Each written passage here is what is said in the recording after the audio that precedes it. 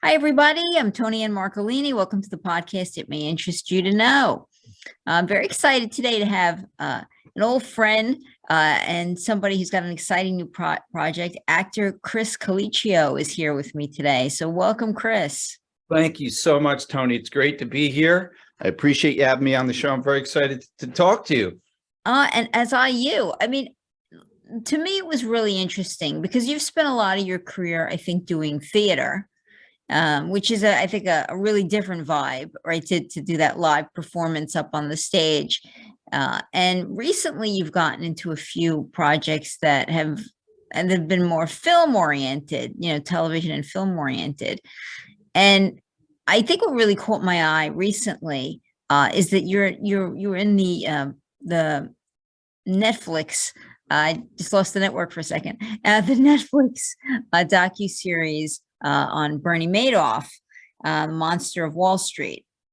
So I wanted to talk about a little bit about the project, and I also wanted to talk about that transition for you from a heavy theater background to film. What was that like? Well, the reality is that I've been actually juggling between film and theater my entire life. Actually, I was a music teacher. And I always had the bug to be a film actor and a stage actor. And it was difficult to get into it in the beginning because I just didn't feel emotionally mature for it. And I also came from a conservative background, and this sounds so common, that my dad wanted me to get a stable job so that I could have good financial security. So my life was one where I chose to get into a domestic life with my wife and raise kids and be there for them, and to work as a music teacher, elementary school music teacher, for 30 years. And all along I had this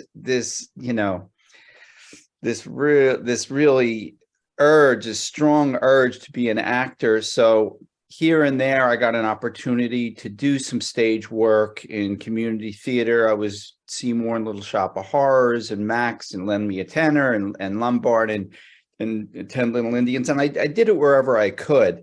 And it was difficult to not, dive into it. But it was a choice that I made. And so when I turned 50, I actually threw a party and told everybody I was going to be an actor.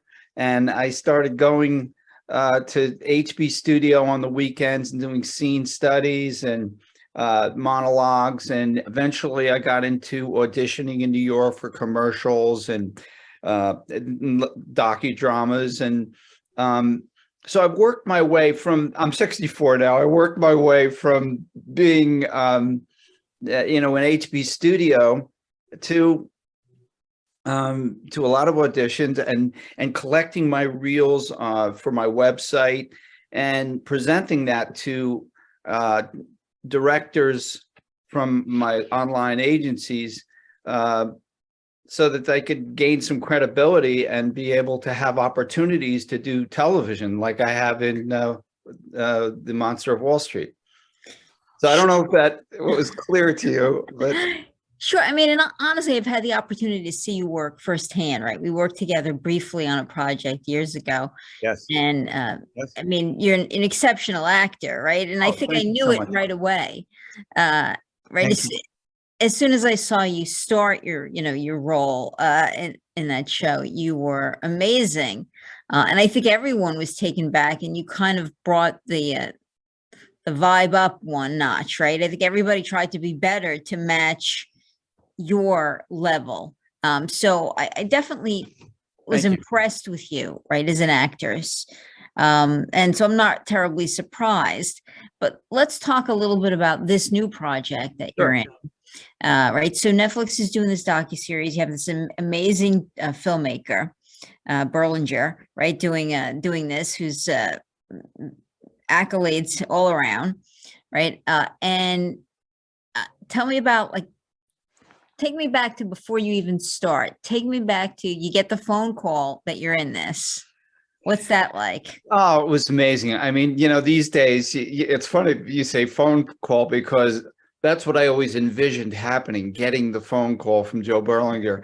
But of course, we're in a different world now technologically, and people more commonly communicate with each other through email. So it was a nice moment. It was a beautiful moment for me when I got the invitation to play Peter Madoff in um, Madoff, the Monster of Wall Street on Netflix. I had gotten previous emails for me to send my headshots and my resume, and I had to do an audition to talk about myself, and so there were a number of different steps I had to go through before that, and I had no idea. I mean, I've been through this as many actors many times where you submit and you submit and you submit and you really think they're interested, and then you don't get it. Sometimes you do, sometimes you don't. So I never really got my hopes up, but I was I happened to be, my wife and I needed a break because it was COVID, and COVID was still, we were still coming out of COVID, and we were in Mexico, and I was on the beach. We were in Cancun, and I got the news, and I didn't get too excited because I thought, okay, now the moment that I've always dreamed about is here, and I don't want to get too excited because I have a lot ahead of me. There was in 2 days we were going to be getting back, and I was scheduled to come in for a costume fitting, and I knew that I had to get all my wardrobe together, and I also knew that I had to gear myself mentally and emotionally, and not act like a stupid little kid, who's just, Happy to be there. yeah. It was kind of like, this is what the business really prepares you for, is to just be calm about it, take it a step at a time, and know that it was ahead of you. Once everything was over, I screamed in my house. Once all the shoots were over and I knew that it was in the can, so to speak, I was very emotionally excited. But at the time, I was happy, but inside I was happy and trying not to get too excited about it. Well, let's talk. Can you tell my listeners and viewers, however you're absorbing this today, tell them about the project. Sure. I mean, I know the story, but I mean, maybe you could just give a little summary. Sure. This version of Madoff, the Monster of Wall Street is a docu-series. It's a 4-part docu-series. It's on Netflix. And this version is one in a documentary form, in which some of the real people that made contact with Bernie Madoff are being interviewed. And it's being interspersed in the film with reenactments. So I'm actually a reenactor. There isn't any dialogue, and I don't believe that takes away from any of the skill that we needed to convey the character, because we are on screen quite a bit, and it's done in a fascinating way. It's the content of it really delves into why Bernie Madoff would choose to keep the money and not invest the money. Which of course ended in complete disaster financially. But he was able to get away with it. And how was he able to get away with it for so many years is what the docuseries is about. What would make him want to hold on to the money? What would keep him successful? What details happened in his story to make it actually work for 20 years? And it's just done in such a gripping way that, I think a lot of people that I've talked to have been captivated by it. When my wife and I sat and watched it, and we watched it straight out, it came out on the 4th, and we were there at 8 o'clock in the morning watching all 4 episodes straight in a row. It was really amazing to watch. Sure. Now he's for anybody who doesn't know, all right, he's probably the perpetrator of the biggest, I'd say, Ponzi scheme in that I can think of. So I want to say in history, but I may be wrong. But it's the biggest scandal in that of that type that I can think of. Yeah, I think he is historically the largest criminal in that area that's ever existed. Yeah. Right. So I mean, and there's it's debatable, like how did it happen for so long? I think there's an element, of trust that went into it. I think the people that dealt with him trusted him to such a degree that even when the signs were there, nobody saw them. Right. I mean, like other Yeah. financial experts were probably recommending people still to him for this, and even though the signs were there and they probably should have picked up on it, they don't actually ever Yeah. call a spade, right? They're just kind of sucked in. It's amazing, I guess, the element of what you don't want to see. Like if you already have trust for a person, right? Yeah. Respect for a person, you look right past the neon sign above their head as to what are the facts right there in front of you, which I think is interesting in and of itself. So talk about the first day on set. What's that like? What's the atmosphere?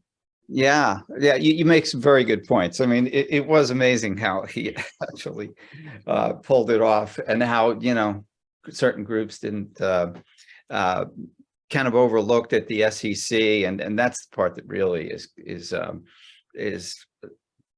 amazing. That happened. The first day on set was God bless, was trying to think of what was going on. Well, we shot it in Jersey City, and we arrived around 9 o'clock. I arrived around 9 o'clock, and it was in a huge studio, a huge warehouse, and absolutely enormous. And this was in Jersey City, and there was we had to get COVID tested. So that procedure took about 45 minutes, and we were all in what looked like a cafeteria. There was again, it was a huge warehouse, but it was partitioned off into different sections. One section was the actual built reconstructed room to imitate the bullpen, so to speak, or the stockbroker's room that Bernie Madoff worked in, which was in the Lipstick Building, and that was in another section of the warehouse. We were in the waiting area, which kind of looked like a cafeteria, and they had it's always nice for an actor, and they had a nice spread of food for us for breakfast. That's always an interesting part of it. Oh, they have breakfast for it. I brought my shake because I try to observe my diet. But it was nice to see that they had some scrambled eggs there. Had to throw that in. And then, there were a good number of people, maybe about 30 or 40 people in this cafeteria-like setting. And it was very exciting. I didn't know who the leads were. I had met one of the guys that was playing my nephew, and he's a really friendly guy who does movie reviews, and we were talking about movies. And I didn't meet Bernie yet. I think I had taken a picture with Bernie during the costume fitting another day, but I hadn't met him. So The actor. I'm sorry, the actor. Yes, Joe Scotto.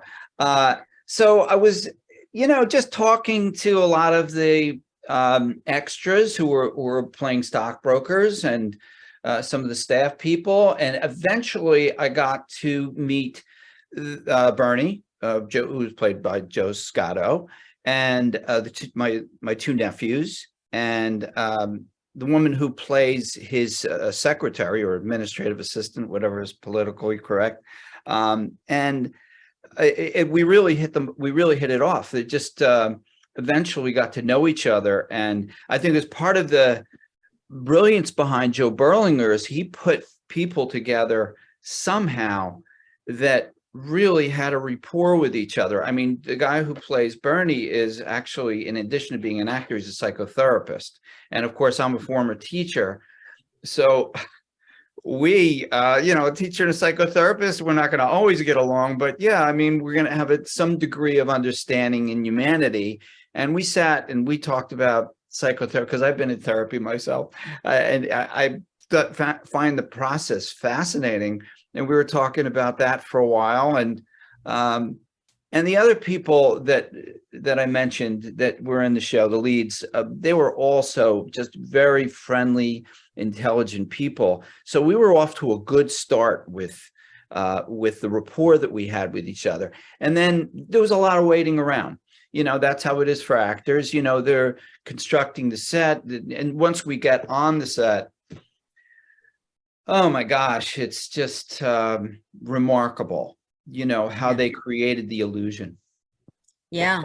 I mean, yeah, and it's an amazing project. I mean, it was put together really well. I did check it out. I thought you did a great job. I thought that it was really well done. Yeah. And I mean, you get the opportunity to work with Joe Berlinger. That had to be nice. Oh, it was amazing. It's funny. I didn't know. I don't really watch that many documentaries. But the guy who plays my nephew, came up to me and he said, "We're working with an Oscar nominee." And I said, "What? I'm not only in this show, I'm not only going to be on Netflix, but I'm working with an Oscar nominee." And of course, since then, I've seen his work on Dahmer, and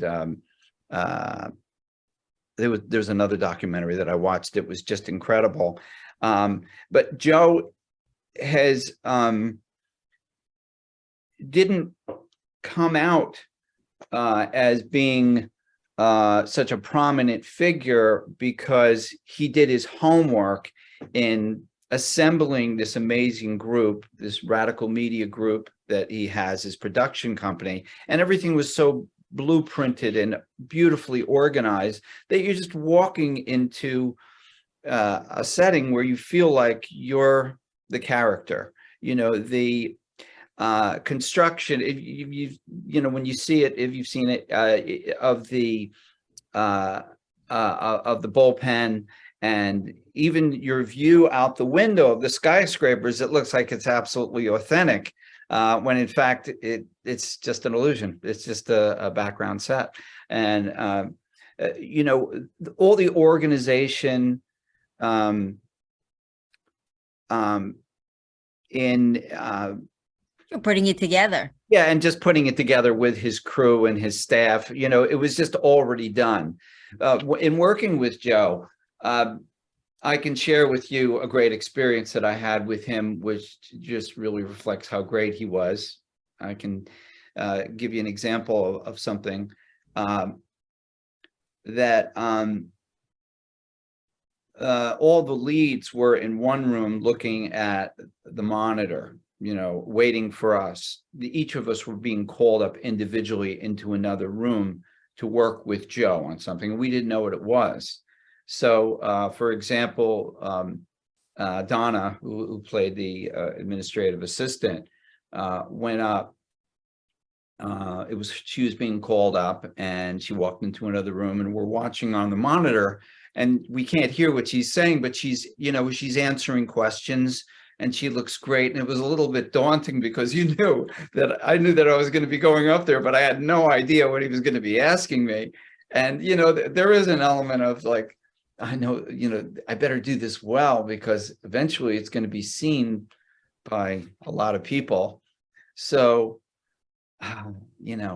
watching her, and then finally I was called up. Oh no, even before I was called up, the guy who played my nephew was called up, and he's playing Andrew, and Andrew's the one who actually died of lymphoma. And of course, part of the element of fascination in the show is how it destroyed the lives of his children when they found out that he was committing this terrible crime. so Andrew was there being interviewed, and I'm watching him, and he's got his eyes are welling up with tears. And I thought, this guy's such an amazing actor. I'm not going to be able to do that. And of course, I'm conflicted. I'm not really supposed to be doing that because Peter is a different kind of person. So it was just a mess. It was an emotional mess for me. So anyway, I'll try to make this a long story shorter. But I'm called up there, and I have no idea. And he says to me, now that it's all over, Peter, and you know what Bernie has done, what are you feeling? So that was the question. And again, there's a million emotions going through my head. Like, what am I supposed to say? And I said, well, I define my life by him. He's my big brother, and I really am so upset that he destroyed everybody's life. And, there was this feeling of just not having it together and being so upset. And when I finished, I got off and I walked out, and I was so upset. I was just so upset. I screwed this up. I messed it up. I had no idea what to say. This is going to be seen by a lot of people. Oh my gosh, I feel horrible. And I even told the costume designer. She said, well, you got to get into the role. And she was like, she's saying, I don't know what to tell you, Cris. And I was upset. And it was the only time I was really upset throughout all the shoots, the 10-day shoots.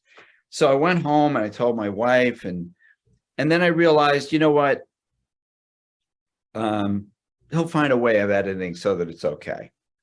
And then I started to think, well, when I was in acting school, one of the things they teach you is that if you don't have it together, if you're not organized and you do something and you're put off guard, then that's really what you're supposed to be doing. You're better off not organizing so much and just being put off guard. So present in the moment to react. Yeah. Yeah. So, 9 months passed, and throughout that time, I got more comfortable with that scene and how it was going to turn out. And I thought he'll probably find a way. And then what you see is, then I saw the show, and what you see is in the last episode, the 4th episode, when you see that Peter is just, there's a close-up of him, and they're reporting that, he went to jail for 10 years, and that it's not exactly clear. He claimed that he didn't know anything about it. But by the end of the story, you realize that it was a struggle for Peter, and that he was kind of bullied by Bernie. And again, I thought that it turned out fine because I wasn't in control. So that was Joe Berlinger put me in a position where I didn't know what was going to happen. He wanted me to react on the spot, and I think it turned out better for that reason. I don't know if I was. The genius behind the filmmaker, right? He's he's of course, like you said, Oscar nominated and very well respected in the genre. So it had to be an amazing opportunity to get to work with him. So tell me a little bit about your creative process. Sure.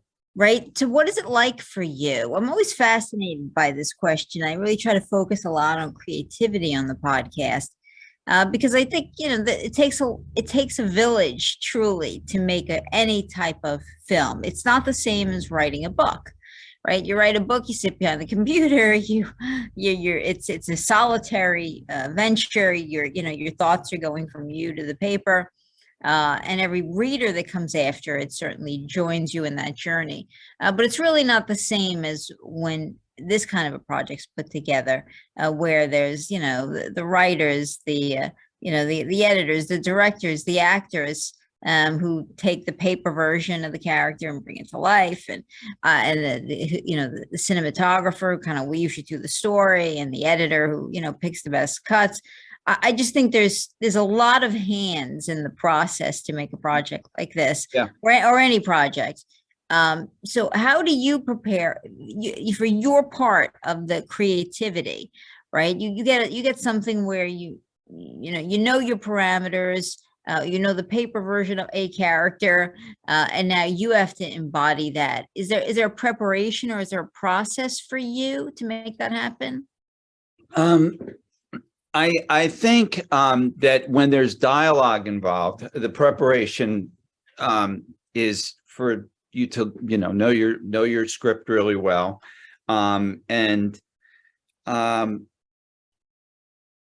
I think what I've learned through training is the less you think about your own self and your past, and your grandmother and how your parents influenced you, the better. That what I've learned is, as you used the phrase before, being in the moment, and just basically understanding your relationship with everyone. That is probably, for me, the most effective way to come across in a real sense and be connected to what the project is. So in this project, there wasn't any dialogue, and we benefited from some excellent crew and on all levels, with editing and cinematography, and a great set. And those people provided us with a setting where we could feel more into the scene and the character and what was going on. I think that,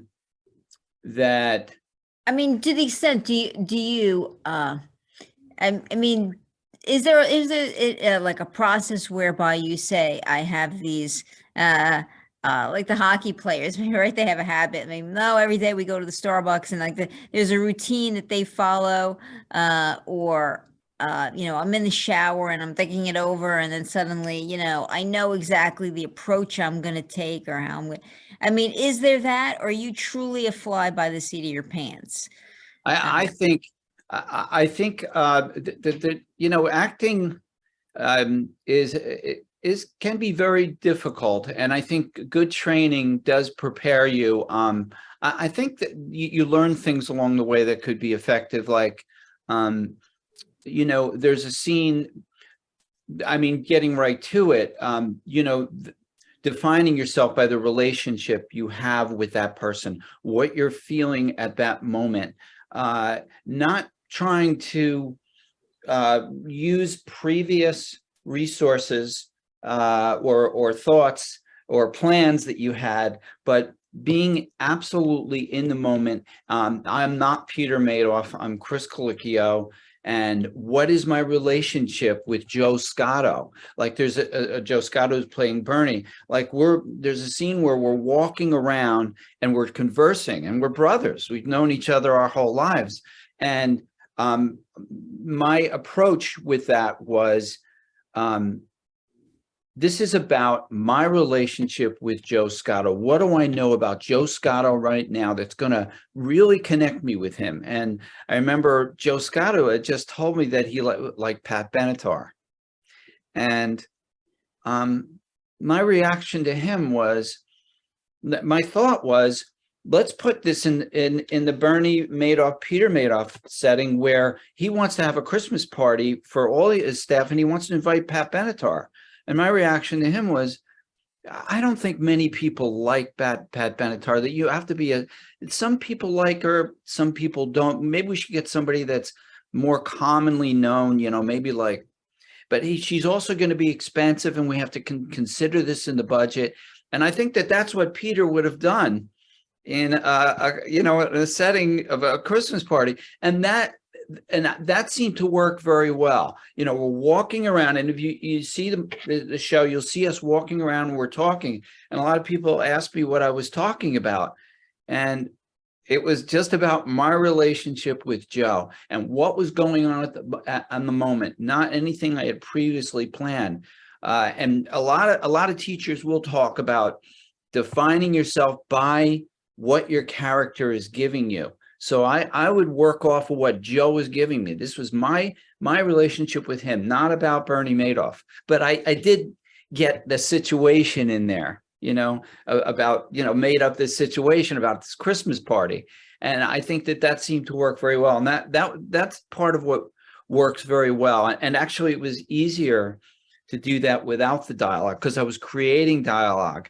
And when you're using dialogue, then you have to not make it too much about the dialogue. I mean, you could have a sad, you could be talking about something sad and still feel like you're happy inside. You could be something about happy, but you could feel sad inside. It all depends upon what you're feeling. So you don't base too much of your acting on the text, is what I found is effective. And there's so many ways to convey, I think, emotion in that world, right? There's so many nuances to conveying the essence of a character beyond the dialogue or beyond the words. Probably some of the best scenes, we've ever seen convey it with a look or a glance or a tear. So I think I do agree with that. And you've done some, I mean, I have to ask this. I know you were stand-in, I think, for Michael J. Fox on Yes. on the recent Yeah. yeah. That was really interesting. So what was it like to be on that set? And did you get to meet Michael J. Fox? Yeah, I did. Yeah. It was a wonderful experience. It was a 3-day shoot on the Upper East Side, and they it's a documentary about his life. It's called Still, and it's coming out this year on Apple. Yeah, Michael shows up and he's there, and I'm actually the first person he says hello to. I might have been the only person he didn't know. So he said hi to me, and that was really cool. We were in a lot of different settings. Well, I have one story. We were the next day we were in his actual apartment. Well, he has an apartment in this high rise with his wife. I met his wife Tracy, and that was really nice. And he also, there's a gym on the first floor, little workout area, and I was working with his trainer, and preparing for the scene that his trainer was going to have with Michael. And he asked me to do some different exercises. And while I was doing the exercises, I forget what it was, maybe throwing a ball back and forth or something. And he was asking me different kinds of questions. The trainer was like, name all the Beatle albums, because this is what Michael's a big Beatle fan. And, how did the Knicks do last night? And my answer was, I have no idea, because I didn't know where he was going with that. He said, well, you should know, you were at the Knicks game last night with Dustin Hoffman. And he was. I looked it up online, and he was actually there last night with the night before with Dustin Hoffman. So I thought, wow, that's my connection with Dustin Hoffman, because I'm such a huge fan of his. And that was interesting. Just putting my getting into the shoes of Michael J. Fox and meeting him, and seeing the tremendous challenges that Michael has. I mean, he really is struggling, and he's got this terrific, optimistic attitude that is so inspirational. I mean, he's taking guitar lessons, and he was working out at the gym, and what a wonderful experience to see, put my feet in his shoes and see the challenges that he had, and that he's got a great attitude at facing, this difficult situation he's in. Oh, sure. Yeah. I mean, I think I've read pretty much all of his books.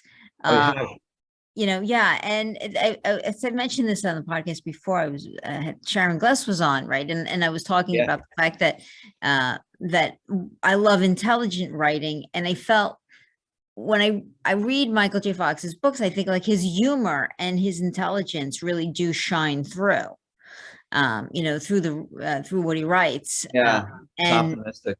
yeah, and I mean, I like that a lot, and I think that it's true what you're saying. I mean, the optimism comes shining through his story, because whereas most people would become discouraged, and I'm sure, honestly, I'm sure that there were moments that he was discouraged, but he never lets that pull him too far, down. Right? He gets back up, right? Which is, I think, the mantra for all of us. No matter what happens in life, the most important thing is that you dust yourself off and get back up. Yeah. And I think that's pretty key lesson from his story. But I thought that had to be a really great opportunity to get to spend some time, with him in that setting. So I thought, well, this is pretty cool. I wonder what that was like. I mean, Yeah. I would have been pretty excited, I think, to get to even meet him, because I'm a longtime fan. Yeah. Yeah. Yeah. I mean, that's one of those projects that, was a heads up for me, a lesson to just be grateful and appreciate what you have. And when you lose it, to just keep appreciating your life and hold on to whatever you're given, and just and be grateful for it. I know that word grateful comes up a lot. Now I work at meditation, and they always, I do this Calm app every day, and they talk about, like every other day, they're talking about gratefulness and being appreciative. And it's a tool I didn't know about until about I guess 2 years ago. And it really is a key thing in I think emotional fulfillment, and just appreciating, just being happy, is to be grateful. And that was an opportunity to feel that. Very cool. Yeah. So tell me, what are you going to be working on next? Well, that's the question. I am working at, I have an audition for another docudrama. I tend to do these silent docudrama things. I'm non-union, so I'm more likely, a lot of these docudramas, reenactments without music or without dialogue, are available for non-union people. And So you sort of found your niche, right? yeah, That's from theater, to moving more towards these docudramas.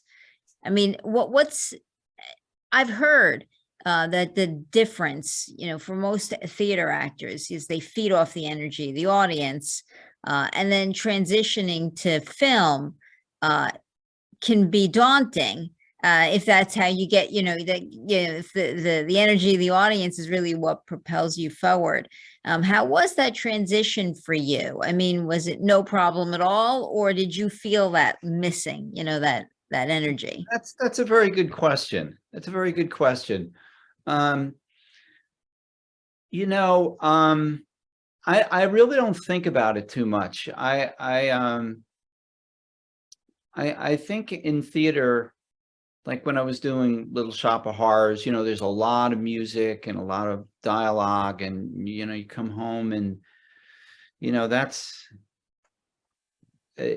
that's a good part of the work, just the preparation. And then you go in there and you go to rehearsals, and that's, you try to get it right, and then you're in front of an audience and you do it, and you never know when the laughs are coming up. You never know, when you're, what you're going to be feeling at the moment. And there's some highs and lows in theater. And then, in the experience of doing work in front of the camera, you do the same thing. You prepare, and then you go in front of the camera, and it's all in one day, as opposed to being a 4 or 5 week rehearsal. So, you have to react, you have to be prepared with your dialogue, and for me, it's not a problem. I don't really have a problem with being in front of, sometimes it's been daunting, but most of the time, I'm well prepared enough so that I go in front of people and I'm prepared with the dialogue, and there's a certain electricity I get from that, but it's a shorter period of time. And as far as the reaction, for example, when we did 101 indecisions, that was an 100 indecisions. Yeah. 100, yeah, which I thought was a brilliant story that you wrote. We haven't been talking about that, but I really love family drama, and I love preparing for that. It's so interesting to be engaged in a story, be engaged in a family story where there's a severe family conflict going on, and being the head of the family and trying to work things out and negotiate things so that the family can stay together. I think I don't think it gets any better than that. So it was such a thrill doing that. You did a beautiful job on that. Ordinary People is one of my favorite stories. And when we did that, in the house there, where we did the scene, we're sitting around the table, and we actually ad-libbed some of it, and some of it was from the original dialogue, and there was just this energy and electricity, and I felt it was one of my favorite moments, really, out of all the things I just really loved the context of the story and the setting. Oh, I agree with you. And I think that was the time when I think everybody's jaw somewhat dropped, because you were filming that scene, and you're right, there were parts of it that stuck to the script. There were parts of it that was ad-libbed, but that came from being so present in the moment. Your team of actors that were around you doing that scene, it felt incredibly real. And Rob Epple. I used to think, sure, Rob Epple and Anthony Crescenzo. Yeah.